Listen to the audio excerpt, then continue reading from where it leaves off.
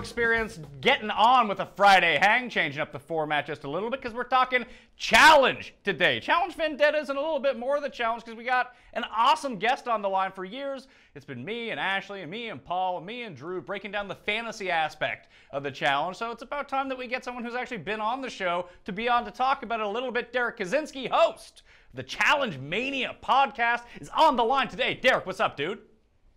What's up, man? I wish I wore my Jason mask to kick off this show, so you guys get a better idea of what this upcoming Tuesday night's gonna look like. Because it's gonna be two dudes pretty much beating the shit out of each other. No fantasy included. Just straight up mano a mano. The closest thing you'll see to a UFC fight. So let's jump into that right away because the last episode, like, tease ended. You guys end up coming out. There's no one-on-one challenge for the elimination. And they were very unclear about how it kind of worked. Like, Shane went up against Jordan and he lost, so he's out. So does that mean if you beat Joss, he's out too?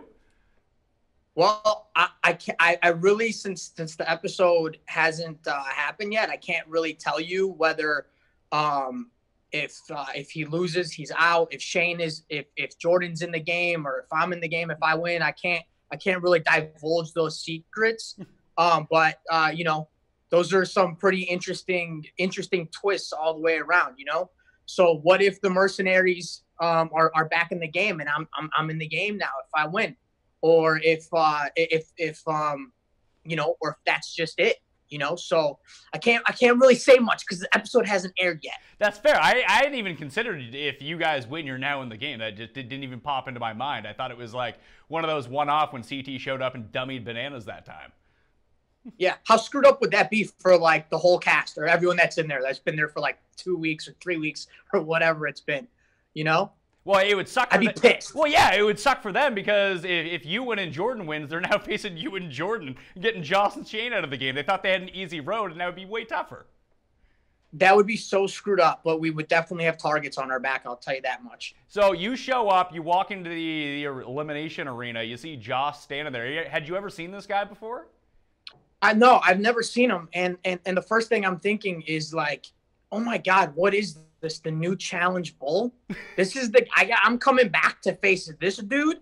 Have you seen this guy? By the way, have you seen this guy's pictures? Have you seen what this dude looks like in real life on his Instagram? I mean, honestly, it's not. I was like, what the fuck is this guy? So are you pissed you got the bad end of the coin flip then? No, you know what? I looked at Shane and I was like, damn, man, because I know Shane. He's like an old school road ruler, and he's just one of those guys that like I felt I would feel bad because I saw the ring, I saw both the rings. So the game is called Crazy Eights, and the ring is like a figure eight. It's an eight, you know, pretty much two rings fused together, pretty much looks like.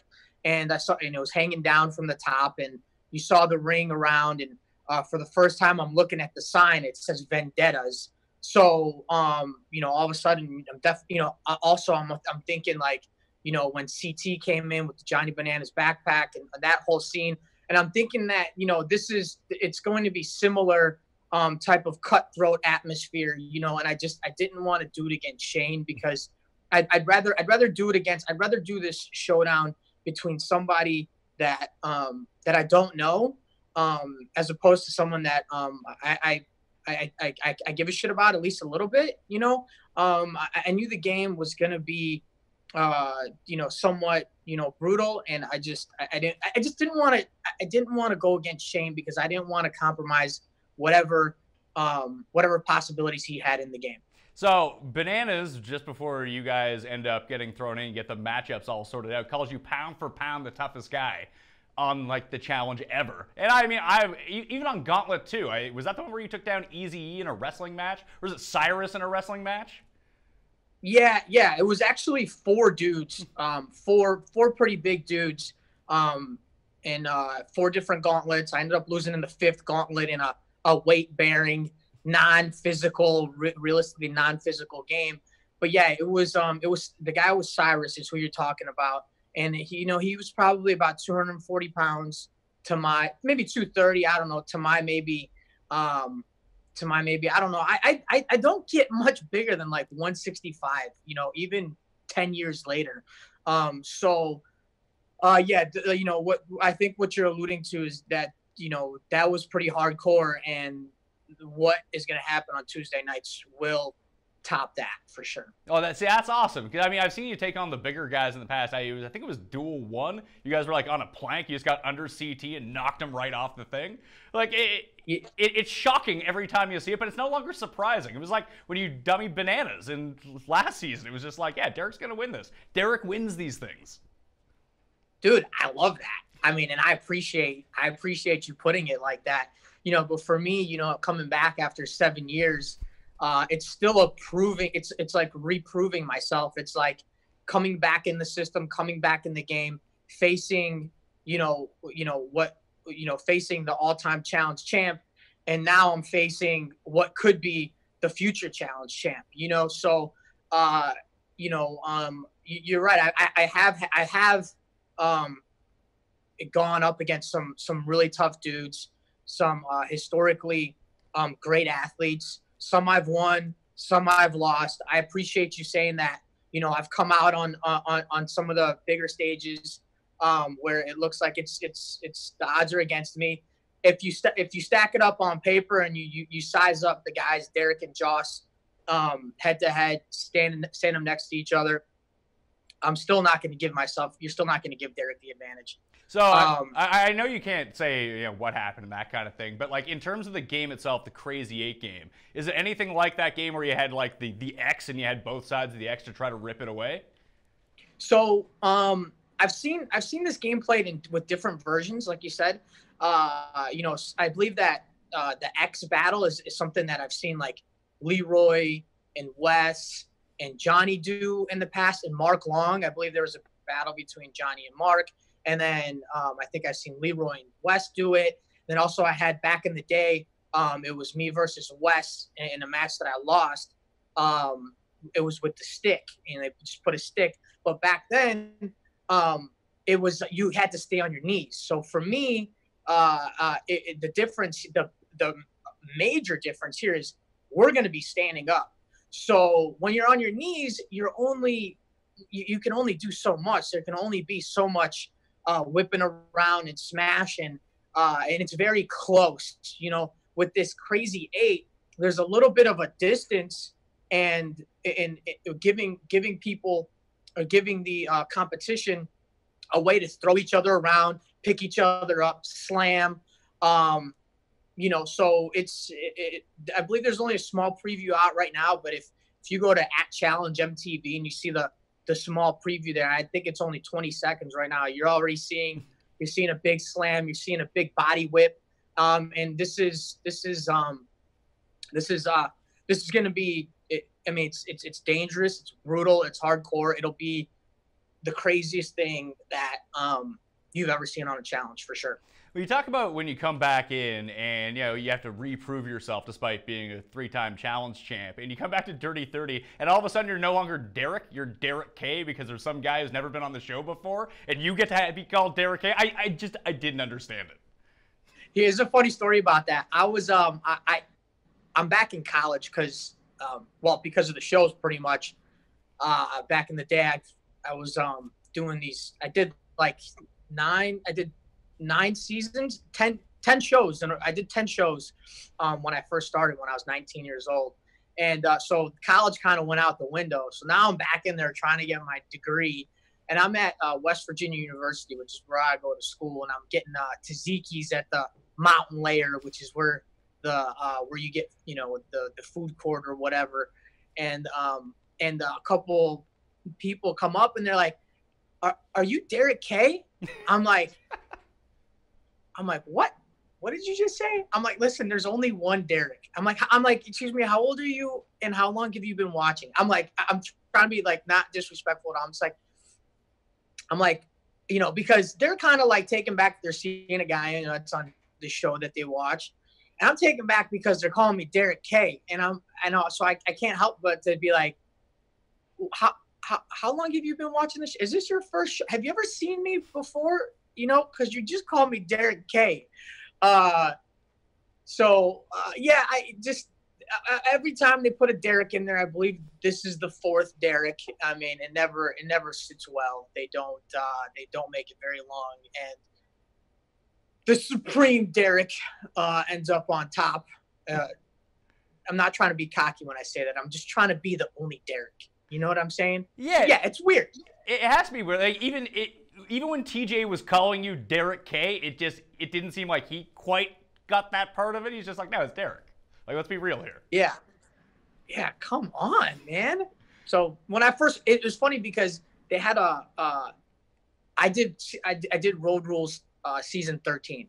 Then a couple years later, they did Road Rules of Viewers Revenge. And they brought in a Derek, a Derek Derek, but it was still Derek from Road Rules. And I was just like, come on, dude, really? But, you know, his stay wasn't very long, you know? So, yeah. Remember another Derek from Road Rules? Let's talk about the pod for a second. Challenge Mania. You had your old pod, now Challenge Mania is back. You and Scott doing everything. Scott's away right now on his honeymoon. It's funny because I went through this. I got married last year, and I did kind of the same thing you guys are doing right now. So I want to ask, is it a you or is it a Scott thing planning out in advance that like, hey, let's pre-record like 5 shows to release? Because that sounds like such a producer thing to do.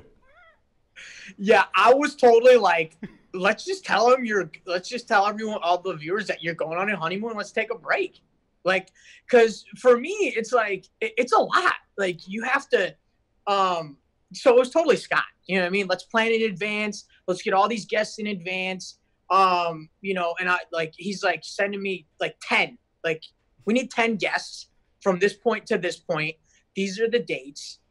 We need them. And I'm just like, for me, I just play it by ear. Like, back when I used to do the podcast, I'd just be like, I'd watch the episode and be like, all right, let's get this person on because they had the most shit to say. Let's get this person on because that's the most prominent figure on this episode. So it would literally be like, listen, I got 3 days to get a guest. Like, I'm not, I got their phone numbers. Like, I'm just going to text them and see if they want to bullshit about this episode real quick.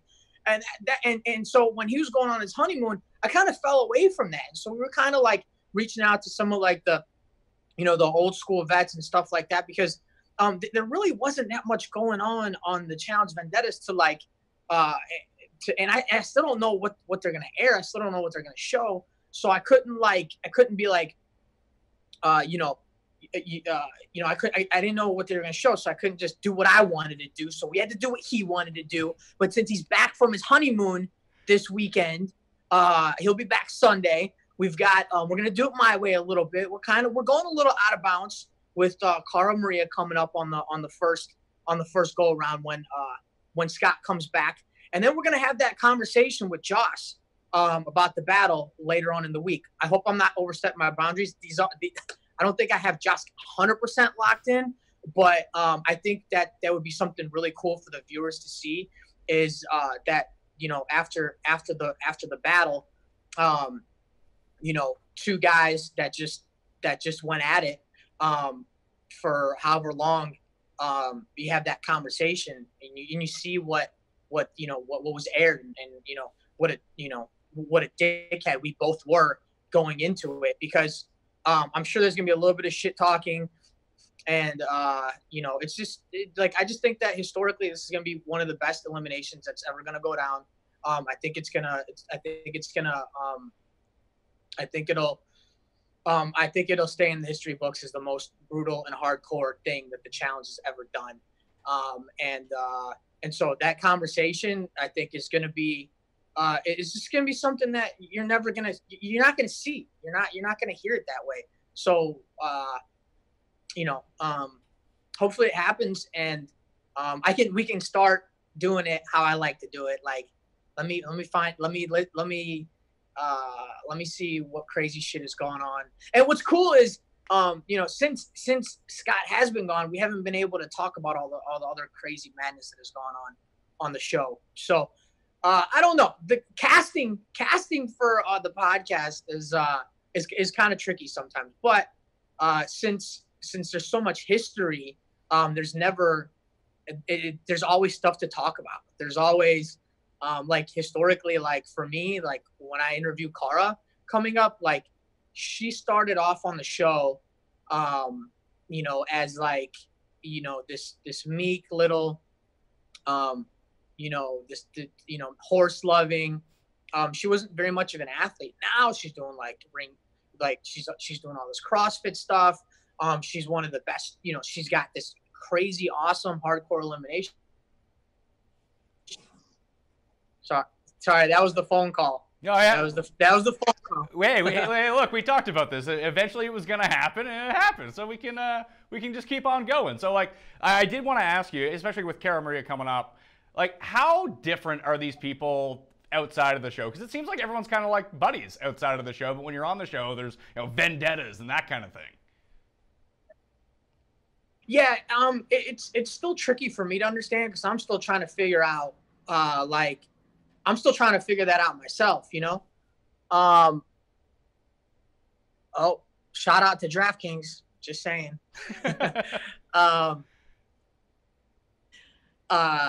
So, how are they off the show? Is that the question? How are they off the show? Yeah, like it just seems like look, you guys have this like challenge throwdown coming up in Philly next week, the 24th, right?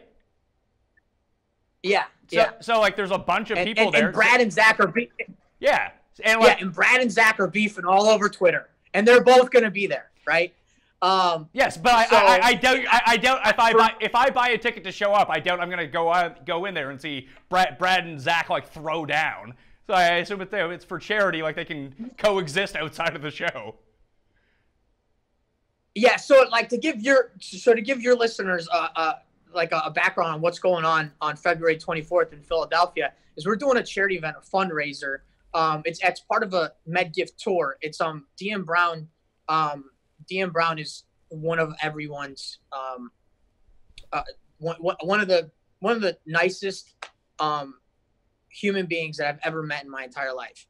She started a charity called Med Gift, a fundraiser basically for people that can't afford their medical expenses. And what we're doing is we're kind of we're allowing that legacy to come back, that goodness to come back, and raising money for MedGift, so we can continue to keep her legacy alive and continue to help people.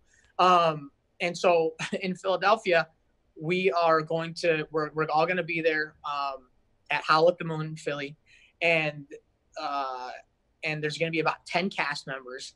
I'll be one of them, and Brad and Zach will be two other guys, and they've been kind of feuding on Twitter and on Vendettas a little bit, and they'll be there. But it's a fundraiser. Like, as long as no one drinks too much and they stay away from each other, I'm sure everything will be okay. But and we're there for a good cause, so it really shouldn't go that route. But it is weird. It is hard to separate the shows from real life because people are talking about you. This isn't the WWE. We're not all flying on if we're flying on a plane together, that's one thing, but it's not scripted. We're not. This isn't a story. This isn't a fake storyline that we're pulling. It's like we take shots at each other in real life, and on it gets real. It's real. It's not fake. So hopefully they can just keep their distance at the fundraiser, obviously, and I don't know, and that's it. That's all I can really say about that. But we all will be there, and we'll all be looking out for each other. And I think first and foremost, as long as no one's getting attacked, it's okay. It's okay. We got to remember why we're there. And I think that Zach and Brad will be adult enough, mature enough to remember why we're there. So, all right. Although alcohol does play a role in a lot of feuds, so this is true. Well, they will be there. How has this really changed? Like, when you took the time off in between your last challenge and coming back on Dirty 30, like, there was no real social media when you were on the show before. There was, but not like it is now. And even the challenges themselves, it was just kind of ramping up to be like hardcore competitions when you were kind of leaving. Besides, like, I watched the Gauntlet. You guys are in there like sand wrestling. That looks super physical. But there was also like, hey, melt this block of ice with your bare ass. That was also one of the challenges. It doesn't seem like that stuff is really in the repertoire anymore of the show. But like, in terms of like real life stuff, how much does social media change all that? Like, was it easier just to kind of forget about everything once you left a show 7 years ago, as opposed to now where people are just bringing it up every day? You know what? It's interesting. We talk about this a lot on Challenge Mania on the podcast. Is the evolution of the challenge and how much it's becoming more and more of a sport. And with the social media aspect, I mean, it kind of adds that like WWE flavor, you know, where people can trash talk each other and really talk about, you know, their because here's the thing, like the other day, Nelson calls me out on the show. Like, I can't defend myself. Like I can't talk back to the television screen. So now I have Twitter and I can shit on him on Twitter if I want and be like, yeah, motherfucker, that would have been cool if it was you, you know? And do you want to just trade spots with Joss? Hey, how about let's do that? How about you trade spots with Joss? Let him back in the game. Let's fucking do this shit. Okay, now how? Let's see if you can walk the walk. You know what I mean? Or are you just gonna talk the talk behind the screen? You know? And then he came at me like there was like you're just trying to start a Twitter beef with me. It's like, no, motherfucker, I can't fucking talk to you. Call it whatever you want. Nowadays with social media, you can call it a Twitter beef. I'm just saying I can't respond back to you through a TV screen. And what do you want me to do? Get your number and text you and be like, why'd you say those mean things about me on TV? No, dude. You should have fucking traded spots with Josh. I got whatever.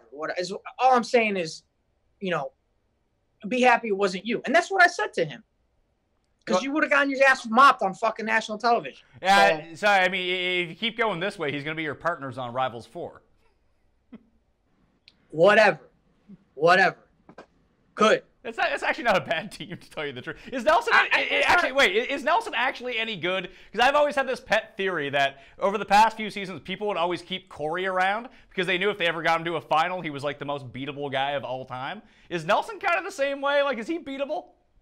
You know, I've been dissecting this guy and watching and you know, analyzing my competition, of course, just in case we ever do have a showdown in the dirt.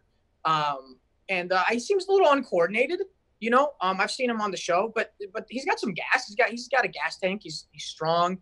He's got a lot of good. Good qualities. So I mean, if we went Rivals 4, I'd still be worried because he's uncoordinated, and I've seen him screw up a lot of like simple things. Well, okay, let me ask you this: can you kick a soccer ball? I can kick a soccer ball better than what the fuck they did. I mean, have I like taken shots from like, you know, like 30 yards away and just kicked it as hard as I can into a goal? Yeah, I've just done that for fun, but I have never played soccer. You know, I've kicked a soccer ball before. You know, it's been a long time, so I can't. You know what I mean? I can't. You know, I mean, there's difference between bad and pitiful. You know, and like, I'm not going to say I would be great at the game, you know, but I don't think I'd be pitiful.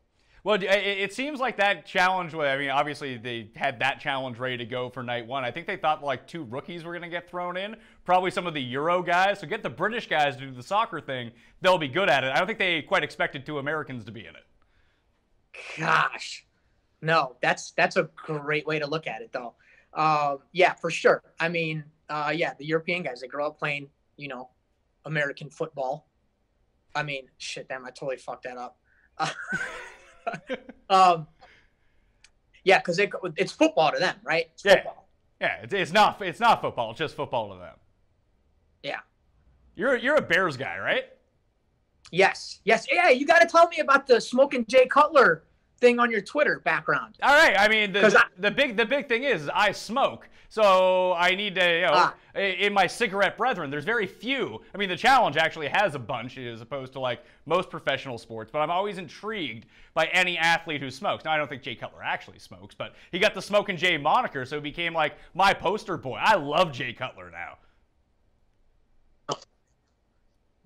Getting called. Sorry, I lost you there for a second. No, it's just What's that? He became my boy because he was Smokin' Jay. I got the T-shirt. I loved his don't give a fuck attitude. He was just turned into my guy.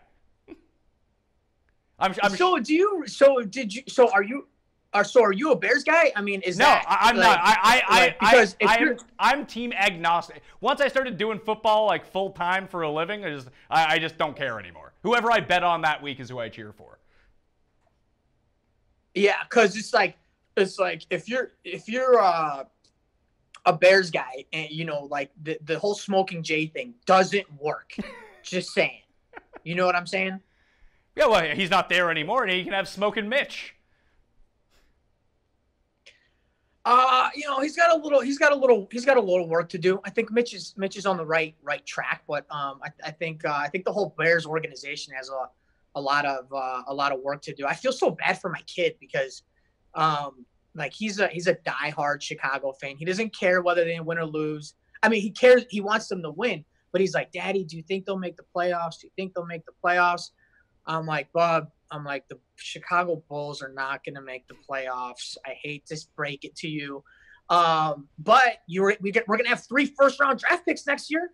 So maybe it changes in a couple years, So right now we kind of root for like the new look Bulls in Minnesota and Jimmy Butler and of course our Chicago Bulls, our young Bulls. So I don't know. The Chicago sports thing, I mean, besides the Cubs finally came back and got one, you know what I mean? So it's an up and down. At least it's fun. It's interesting and it's entertaining, Yeah. I want to get back to Vendettas for a second. They bring in all these Euro people, X on the Beach, Geordie Shore. It's weird because I'm in Canada. So after the challenge would air on a lot of nights, X on the Beach would come on right after. So I'm familiar with some of these people from that show, which is, I don't want to say it's borderline unwatchable, but, it's different. We'll say that. It's good for like 15 minutes before people just start going crazy. But I like all the new people that have come in. Just this fresh blood into the house it's like it's revamped the show. Like people are hooking up again. People are getting in people's faces again. It just seemed like for a while everyone knew each other. It was like, we don't need to hook up all that much. I'm going to see you like 2 nights from now. Yeah. I mean, I completely agree. But except like I've never watched the European shows. So you watch X on the Beach and Geordie Shore? I've seen a bit of Geordie Shore. It's not bad. It's exactly what you would expect. But X on the Beach is just a shit show. It's just people like, hey, there's 5 new people on the show today, and they're everyone's exes, and all they do is fuck. That's it, and fight. So is it like, are you the one or are you the one on crack? It's, are you the one? There's no structure. Like, there's no point of the show. There's no competition. It's just literally people's exes in a house together, and they feed them booze. I can barely do Are You the One? You know what I mean? So yeah, I'm out on that. I would like to see the Geordie Shore though. If it's like the Jersey Shore, is that? Yeah, it's basically the same thing. It's just you can't understand 90% of what they're saying. Oh, awesome. But I agree with you. When I agreed with you is I meant like you bring new faces in. Like, even for me, like it's not for me. I typically get into it with people I don't know because they're usually being disrespectful and it's easy for me to come after them. I'd rather come after someone that I don't know. Like for example, like I'd rather face Joss than Shane because I knew Shane. You know what I mean? Even though, Shane might be easier than the new challenge bull, so, I welcome the fight, and it's just, it's easier for me to be more, more cutthroat with someone that I don't know. So I like the new faces, and, I like the new Vendettas, I like it. Although, the dating shows, I'm just not like into the dating shows. I'm just not, you know what I mean? Like, just sounds like, just like you. Yeah, well, I mean, like, Are You the One is a dating show, but there's $1 million up for grabs. They have something to play for. This X on the Beach, it's not even a dating show. It's a legit hookup show. There's no money. There's no prize. No, I mean, there was never advertised. Maybe there was a prize. I had to finally stop watching it, but like it was no. I don't think there was any sort of competition. The competition, at least to me, seemed to be who could hook up the most. And I don't know if you got a monetary prize for that or not. So the goal is, so they literally go on there. They're like, so the winner is in their heads is who can hook up the most. Yes, that At least is how it appears to me. They had this guy. I hooked up with. Oh, you hooked up with who? You hooked up with who? I hooked up with 5 chicks. I'm the winner. Yeah, that's the way it would go. And this guy Scotty T just ran the show. I think that they're doing an X on the beach here. I think it's coming here. It's coming to the to the States. I think the States is going to have a version of X on the beach. I heard that. You see, it's not going to be as good, unfortunately. I mean, not to say that one's really good, but like there's a European hookup mentality that just Americans don't have. It's just like anything's on the table with them in Europe. Uh-huh. It's going to make for tougher TV over here, I think. If people get too emotionally invested instead of just hooking up and being mad about it with other people. I don't know, man. Dude, I got a thing against like, slutting around and stuff like that. So see, there you go. And I think most Americans agree with you. In like England, they don't give a shit about that stuff. Yeah, I see that with how open Kyle is on Vendettas. This Kyle guy, he seems like he's a star, by the way. Yeah, that's what I've been hearing. I've been hearing he is a star, and he's got 1.5 million followers on Instagram. I got the luxury to hang out with him. He's supposed to be coming on the podcast in 2 weeks, and I'm gonna find out about all this. How this all happened. How he got there. Does he like it? He's interested in doing more, and he really sounds like he's running the show. Actually, Carl put it best and said, I mean, here's this new guy. He's already won over most of the cast. He's calling the shots. What's his name? Tony's calling him Dennis Rodman. I mean, how could you go wrong by being Dennis Rodman the challenge? You know what I mean? So, he keeps being on these troikas. He keeps doing well. Everyone seems to like him. Is that the path for if you're someone who's new coming to the show, and maybe he gets the benefit because he's not Are You the One, he's someone coming over from Europe, but it seems like most of these Are You the One people and all these rookies get in your face oh, I'm a rookie, I'm going to do this, I'm going to do that. He just kind of chilled out and performed well in one competition. All of a sudden, he's legit. It seems like he's running the show. Yeah, I mean, it's just what's all the beef for? You know what I mean? I love it. I love the European style, of an attitude. It kind of reminds me of the Australian mentality. I mean, I was only in Australia for a short period of time, but a lot of the mentality was sweet A's, mate, and no worries. And he kind of comes across like that. Even when I met him, he was very open, down to earth, and and just enjoying the moment, and with the challenges, unless people are coming at you, and it may happen to Kyle, people may come at him soon, so it's a tough balancing act, but the social game is very important. You don't want to make people mad, and you don't want people to be mad at you. So you just you stay in the middle, and people are do I go after this guy, or will he side with me? So I might bet on, that 60% chance that he might side with me, even though he may not. Yeah. So are you liking this season? Do you like the format of the Troika? I really like the grenade concept they've introduced after the eliminations. It seems to a point where if you knew someone shitty was going in the elimination, I know you don't ever want to take your chances, but I would always be playing for the personal bank account. I love when they have the personal bank accounts in there because it puts a target on some people, but it's just a great way to cash out. So if you knew that if by going into elimination, facing someone that wasn't very good, as long as it wasn't a Sudoku or something like that, it's something that you could go in and pound them, why not go in, try to get a grenade and take control of the game? Well, why not? Why not is you don't want to put a target on your back. That's why not. You don't want to call people out because they'll put a target on your back. Same thing. But I think just having the vendettas out there and people wanting to go after each other, and then having a competitive format to back it up is kind of what interests me. You know what I mean? Are these people? When are they going to take each other out? Are they going to do it in a competitive fashion? So that's the part that I like. And I think the grenades definitely throw a different aspect to it. We haven't seen anyone really use the grenade that much other than take the money, but I'm waiting to see someone be They did the 1 minute penalty, didn't they? Didn't they do a 1 minute penalty? Yeah, this week. On this last one? Yeah, this week they gave Brittany the 1 minute penalty. They gave Brittany's team, right? Brittany's team, yeah.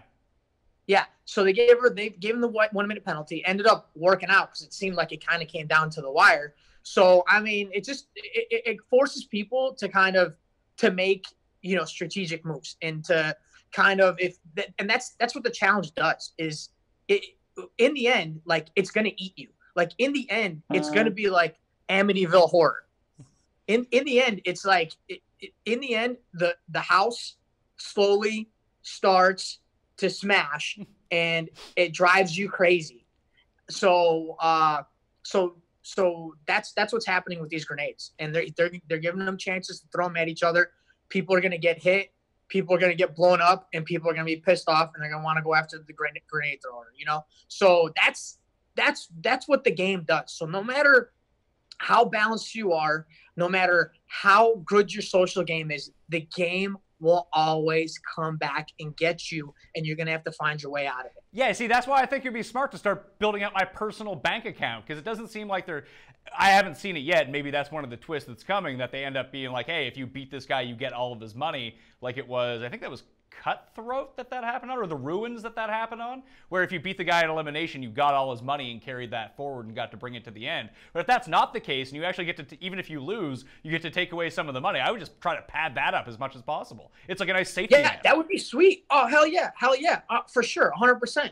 If you knew that if you lost, you're going home with that money, Yeah. But I mean, if you make it, if you're making it to the end, I mean, you still got to make it to the end. If you make it to the end, you got a big bank account. I mean, that's something that Darrell had and lost for, after he, beat up Brad. Yeah, you're right, dude. I didn't really think about it that way because I've never really played a game like that. But that was probably the biggest, cash steal in one of these challenges on the Ruins. Dude, you got a better memory than I do. That's exactly what happened. Darrell went in, took Kahuta's money, had a free ride to the end of the game, and ended up screwing it up because of drinking and fighting. So yeah, it'd be an interesting thought for sure. All right, do you know much about Devin at all? I know that he has like special powers, and he's like a sorcerer. Okay, is he the new Wes? Not with that dad bod. Maybe in a couple years from now, you get him doing the CrossFit like two times a day, 6 days a week, that kind of thing. You get him back 6 months from now, he'll be chiseled, he'll be fine. Yeah. I mean, he could. He's just gotta, Wes has proven himself over the years, and athletically. Just Devin hasn't done that yet, so I can't really say that. And to be honest with you, I think Devin seems like more of a likable character than Wes does. Forgive me for all the Wes fans out there, but that's just my take on it. But the guy has had some like some crazy luck, like I remember that one season he was just like, picking skulls out. He was losing, getting voted in and picking white skulls and just getting his way back in the game, and he made it all the way to the end, but didn't do anything at the end, so get him in his CrossFit classes and see if he's if he can handle the heat in the elimination rounds. I wouldn't call him the new West. I think you'd have to really try to be to piss off a lot of people to be like Wes again, even though he's teamed up with Wes before. But I think he's gonna have to piss off a lot of people, and I don't know if you can piss that many people off. Well, it's weird when you hear him talk. I mean, maybe it's just sort of you don't see it from everyone. It seems like sort of the edit that he gets is he's always talking strategy, being like, "Hey, we should do this, we should do that," and most of the stuff he said sounds very sensible, except no one listens to him. Yeah, I haven't played a game with him, but all I can go on is like a shot that he took at the over 30-year-olds. He has this conversation at the reunion with Tony. They're sitting at the bar. It's one of the last things that they say, which it's like one of the last things that happened at the reunion, like the episode. And usually like reunions are just like supposed to be, you know, just like an end, but it was really like the beginning of it was like the beginning of a new conversation, and that was like, the 30s versus 20s. We got to take out everyone in the 30s because there has to be a new reign of people coming in. And that kind of struck me, obviously, because I'm over 30 and I'm just back in the game. And yeah, so for the most part, yeah, I'd probably want to stick with the Johnnies and the CTs, just because I've known them the longest. But now these guys, like Devin, he smartens up and he's like, we have to get the younger crowd in this so we can take over. I mean, it's a smart move because like the Are You the Ones weren't smart enough to do it. They weren't smart enough to be like, hey, there's 10 of us here. Let's take over the game. No, they're just going to bash each other. They're just going to take out each other and listen to everyone else that has been playing these games. Pick a side. They're like, well, I'm going to pick this, I'm going to pick one of these vets side and, try to play the game with them. With Devin's strategy was like, hey, let's have all the young bucks. Sure, call me a young buck. And, let's stick together. Well, but even though he was talking to Tony, and Tony's probably turning 30 in a couple weeks here. But I get the concept. The 30s versus 20s. I mean, don't even break it down to 30s versus 20s, unless that's a season, because that season would be kind of good. But there should be one rule going in, like just get Bananas out as quickly as possible. I just don't. They used to do it to Wes every single year. Be like, let's gang up on Wes every single week until he's out. Then we'll figure it out. And they don't. Yeah. No one seems to do it with. Are people just starstruck by Bananas? Well, I think Bananas is very charismatic, and he develops this love-hate relationship with people, and he's very good at he's very funny. So I mean, it comes off as charming and likable, even though he just shit on you a couple of days ago. So it's I believe it's a love-hate relationship with the fans and also with the cast members. So it's hard to break away from that. Does Devin get enough people on his side to have that start happening? Does Johnny piss off enough people to have that start happening? I mean, that's only time will tell. But yeah, you're right. I mean, with Wes, like that dude, the rookies would come in the game and never played the game before and sniffed out, this negative, presence, this like, I know what you're up to, presence. Like, it's just, it happened time after time. And it was just hilarious because Wes managed to piss off enough people that it even went further than that. And the new people that only watched the show, had only seen him on the show, were like, yeah, we're taking you out. You're not that cool. You're not that tough. We don't care. Yeah, just go in. Don't want to hear it. You're in next. So I don't know. Maybe your notion proves to be right. Let's talk in like a year and a half. Let's talk a couple shows later and find out if that happens. But Johnny's tough though. Johnny's tough. I mean, we've seen him do it before too. I mean, he's had houses against him. He's had multiple people against him, and he's managed to build an army around him, whoever that may be, and he makes it to the end, and wins. We've seen him win with people trying to take him out from the beginning. So that's super interesting though. Like Bananas, if you get him into a final, he's probably going to win the final. He seems like a super well-rounded type of athlete that can he doesn't seem to be like, even when you look at his like elimination record, it's like 50-50 when it comes down to him. One-on-one, he doesn't seem to be the greatest, but when you get him into a finals, he's so good at almost everything, above average at everything, that it makes him super tough. Jordan was kind of the same way. You're kind of the same way. Do you sniff those people out in the house being like, they would be tough to go against in the final, where if you have even someone like CT from the last season, like, no offense to CT anymore, but if you have to run like 10 miles doing something, you're probably going to beat him. Yeah. So, and he's already thrown that theory out on the Ask CT Anything or what show that the special they did with CT on after the last episode. like, what would CT do or something like that? I mean, he really divulged that secret and already threw it out there. He was like, listen, you might as well just take me to the end because I'm not going to, I got the dad bod. So you might as well just like, team up with me and just like, take me to the end because I'm not going to beat you anyway. So it's funny that, but I raced against him in the final, this last one. And it's not that bad, dude. I mean, he's not that bad. I mean, well, no, he still does cardio every day. On those like champs versus pros season, the last one, they had one where they had to like walk on top of like beams, and he just like gazelled one to the other. I was like, good Lord, like, how is that even possible?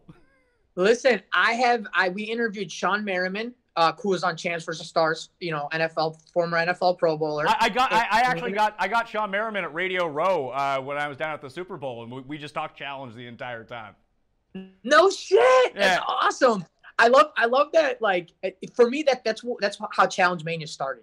Is because that's what it was. It was like, now you have Champs versus Stars. You have the big challenge. You have the smaller challenge with the celebrities. You have NFL players. You have the Karate Hottie, who's an MMA fighter. You've got WWE superstars, who's headlining UFC 225. By the way, what's his face? CM Punk. Yeah, I'm calling the winner of that fight. No, I'm just kidding. But that's how Challenge Mania started. It's what it is. It's just like madness. It's like you have all these, former, current professional athletes, and you have all these challengers, and you have these professional athletes coming in and playing our game and losing. Okay, but then you got Anissa playing the Karate Hottie in a cage fight, and it's just like, you know what I mean? It's just like, and finally, like, for me, it's like finally we're getting the respect over the years as being somewhat of an athlete, and that's why, I question a lot of times on Challenge Mania is, the challenge of sport. How is this a sport? How is it an evolving sport? I mean, CrossFit started in the dirt. You know what I mean? CrossFit started in a backyard. You know what I mean? 21, 15, 9, 21 clean and jerks, 400-meter run, come back, do 15, run, 9, run, time. Okay, now it's like on ESPN as like the sport of fitness. Dude, I was a kid watching the WWE on Saturday mornings. Every Saturday morning, I would watch WWE. And they had maybe like 12 WWE characters, maybe 12 and a couple jobbers. The Brooklyn Brawler come and get his ass kicked, It was on for 30 minutes, dude. There were like 22-minute episodes with the commercials. That's what the challenge is now. That's where we are with Challenge Mania. That's where we are with the challenge universe, if you will, is they're doing 4 shows a year, 2 Champs versus Stars, 2 big ones. And the athleticism, the athletic games are getting more and more intense. And you guys are going to see this on Tuesday night. You're going to see what I'm talking about on Tuesday night on how the challenge has evolved, not from just, the guys in the chicken suits. They remember the chicken suits? And the ice blocks? The stilts where you had to like crush pineapple? That's still an athletic move though. It is, that's true. Like, you can't, and it was what was it? It was an orange. They were big oranges, yeah.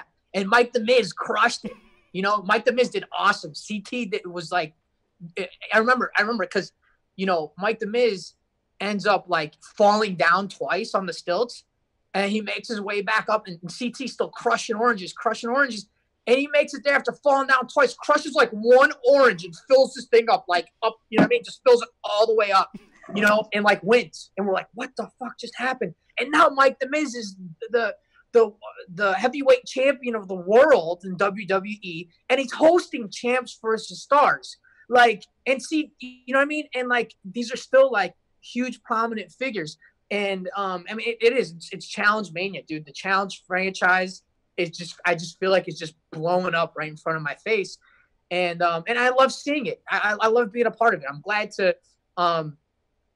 have been a part of this, like, historically, off and on for 15 years. I know I took a 7-year break, but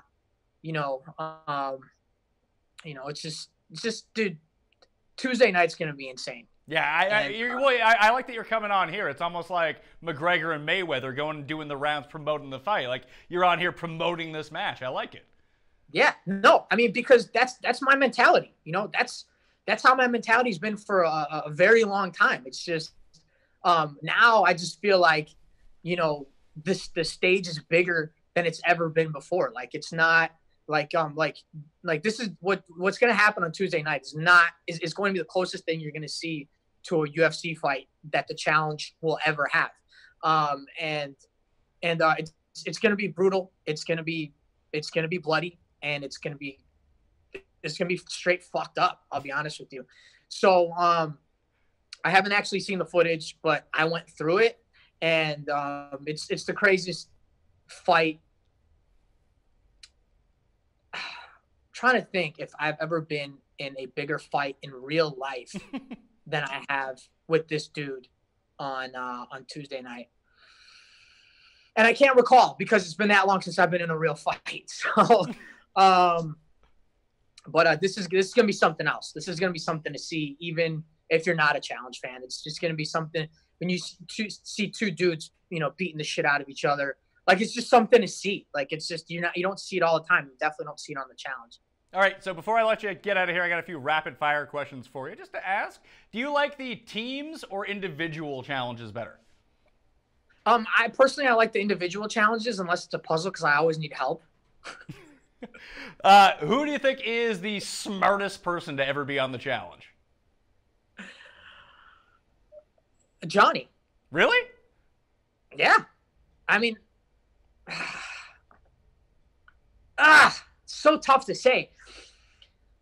I mean, Johnny's been on 16 of these. So how are you, this is your job.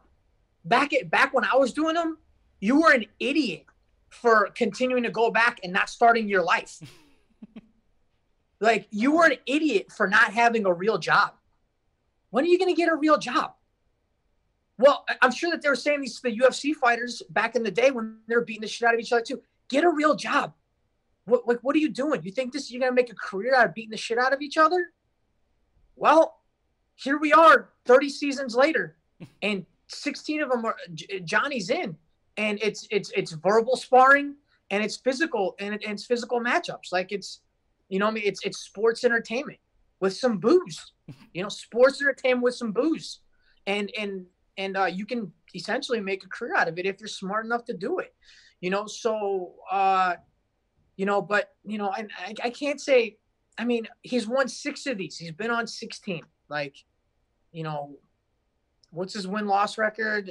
You know, I mean, like, you know, he's lost more than he's won, but still, I mean, you know, okay. You know, who's the smartest? I don't know. I don't know if I can. I don't know. If we're talking, I think that's yeah, I mean, that's fair. If we're talking about people at their peaks, who is just the best pure athlete to ever be on the show? Because I'm thinking from watching it, I mean, Prime CT is pretty good. Landon was pretty awesome. Alton was tremendous. I mean, I guess Mark Long now, if we're talking about like the over 40 category, if he ever comes back, but like best athlete, just being like, whoa, this guy's gonna kill us. I think CT and Landon were probably the best. Like, CT in his prime, I'm like, CT is still an amazing athlete. Like, it's not. I mean, you could still. I mean, I'm not going to say new CT's wiser, you know, than old CT's hot-headedness, but he's still just as athletic, you know. I mean, but you know, like, you obviously don't want to go against CT and like a one-on-one headbanger, you know, like that's scary, you know. And with Landon though, like, he had a short stint, you know what I mean? He's almost like a Barry Sanders, you know what I mean? He just, you know, he won 3 or 4 challenges. Brad was the only one that beat him in an elimination round, and it was in a grudge match. I just think that that Landon had everything that it took overall, both like endurance wise, both like with his hands. Like, he had such strong hands. I forget, he was a rock climber, you know what I mean? Alton was a rock climber, you know, like, you know, but those were 2 guys that were like, Alton was just a physical specimen. Like, you looked at the guy and you were like, what the fuck? What do you do? How do you look like that? You know, and I look at Josh the same way. I mean, I'm like, how I want to look like that. Like, how does that work? You know, like, I remember when I came back from the show or came back from Spain, and I looked up this guy, and I'm like, oh my God, dude, this guy looks like his picture was like him coming out of like the water. I don't know if you've seen that picture. And I was just like, what the fuck is this guy? You know, I've been trying to look like these people for, since I got out of high school. So I've been playing high school sports and I can't do it. How do you do it? And then CT too. Like CT was just like, you know what I mean? Just a physical specimen from the beginning too. And athletically he still is now. You know what I mean? It's just, I mean, he could still probably put the football pads on, and he's done it. He did it on Champions versus Stars. He was beating 260-pound NFL linebacker, former NFL linebacker. Yeah, maybe he's a little aged, but so is CT. I think I don't know if anyone actually has a supercut on like YouTube or wherever, but like if you took a screenshot of CT on every season that he's been on, you can really track what year it is by the haircut he has. His haircut went with the times every single season. It's kind of crazy. No, really? Yeah. With the times. Because I remember when he was on Inferno 2, he had the shaved head. Yeah, and then he had like he had like the big blowout when like after like Jersey Shore was really big, and now he has like the little side part with it combed over. Like that's in right now. Like I'm telling you, you can look at CT's picture, tell what year it is, what season it is. That's so funny because like I never looked at that because I don't know what the trends are. I don't walk with the trends. I just kind of like do whatever I do. I'm really liking these Under Armours. Lately because I just throw them on and the pants with the dude, you know how they're making all the pants where they got where it's like tight at the bottom, yeah, like the joggers, yeah, and you could roll them up. Like back in the day, that's how I was going to play like football at the park. I was like wearing joggers and I was like rolling up the pants, and like now like I can do that again and it's okay and it's cool. Like that's where I'm at. And I'm not with the haircuts, bro. I'm with the joggers, bro, where I'm still ready for competition whenever. Even if I'm walking around the house or I'm playing one-on-one against my kid. All right, last one. Let's say there's some sort of challenge coming up where there's 4 teams of 6 or 5 teams of 6 or something like that. You're on the team. You get 2 guys to bring with you, 3 girls to bring with you. Best of all time. You're trying to create the best team. Not your favorite people to be on the team, but the most competitive team. Who's on that team? 2 guys? 2 guys, 3 girls. And you. And you get peak anyone. So like if you want to say like Coral, you get like peak Coral. Oh shit. Not Coral now. Okay, then I gotta definitely get Evelyn on the girl side. Evelyn and Emily? Evelyn and Emily for sure. And Cara. And Cara. Evelyn. Cara over Laurel? Oh shit. Hold on. You're messing me up here. Ooh. Dude, now I feel like I'm on the hot seat for sure. Dude, oh God. Laurel is so good. And she's probably good at puzzles too. And she just like wins. Yeah, I mean, you gotta go Laurel. Probably gotta go Laurel. I'm gonna go Laurel or Cara. But Laurel's such a beast. And even Camilla beat Laurel. But, I mean, Laurel can move more weight. Maybe. I'm gonna go with Laurel. Sure, and if you have Ev on your team, I think you're good with puzzles. I think she graduated from like Yale Law School or something. Yeah. And she's like cloning animals now and stuff. So who are the 2 guys you bring with you too? Peak whoever. We're just gonna have to go with CT and Landon. I mean, those are the ones that were really the major athletes over the years. How much more athletic is Darrell now than he was like 10 years ago? Because he looks like he's in. You have to go with Darrell, dude. You're messing me up here, man. You only have so many. Oh God. I'm gonna go with CT and Darrell. Okay. Going with CT and Darrell. Evelyn, Emily Schramm, and Laurel. Okay, I mean that team sounds like, hey, we talk about like first team All NBA. That sounds like a first team All Challenge. Wow, that's now pretty good. Talking. I want to do a draft one day. I want to get like 5 people around. We'll do a draft. We all draft teams of 8, 4 guys, 4 girls, and see who ends up with the best one. I've never done the fantasy draft. Like, I'm really bad at this. Like, they had me on one of the first podcasts we did on Challenge Mania. It was like Tony came on and we did it right off the bat. 20s versus 30s. You pick. I'm picking my 30s guys, and he's picking his 20s guys. Okay, and girls, and like I didn't even know who was in their 30s.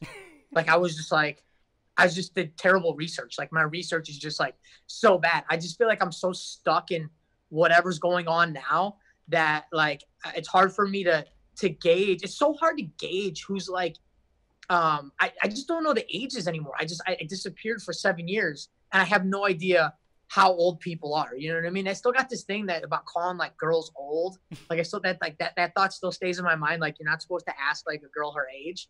You know what I mean? So like when you go past the 30s, it's even that much worse. So I think I'm just like stuck in there. So I didn't know any of the girls' ages, but my current over 30s was simple. I mean, it was CT, Johnny, and Darrell. You know, so but the girls, I got bashed. I got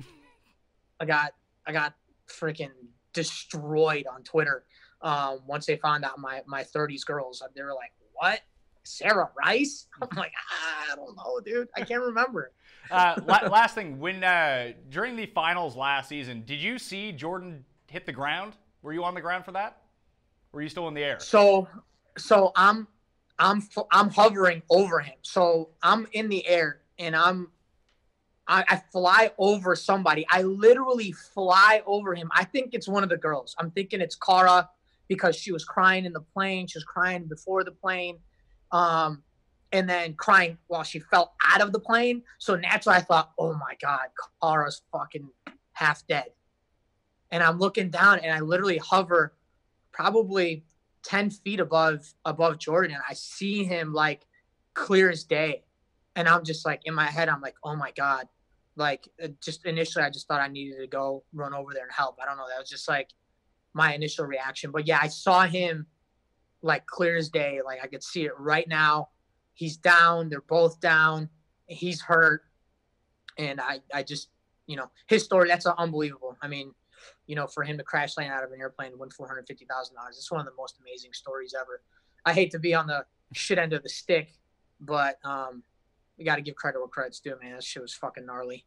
Derek Kaczynski, follow him on Twitter and Instagram at DerekMTV. And I'm sure if you're watching this all the way through, you probably already do that. And Challenge Mania, give us a plug one more time where people can find it and the throwdown, Derek. Yeah, so February 24th, we're doing Challenge Throwdown for a cause. You can just get tickets at challengethrowdown.com or challengethrowdown.com/events. You're going to have to go to events. The flyers are all over the place. Just go to my Instagram at DerekMTV. I mean, you can't miss it. It's challengethrowdown.com. There's going to be like 10 of us there.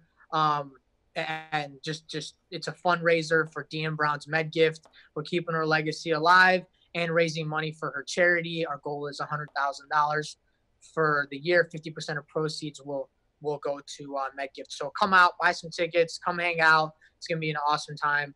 And I'm gonna celebrate the Super Bowl victory in Philly. Like I feel like I need to walk in with a jersey and like a dog mask. So that's my goal.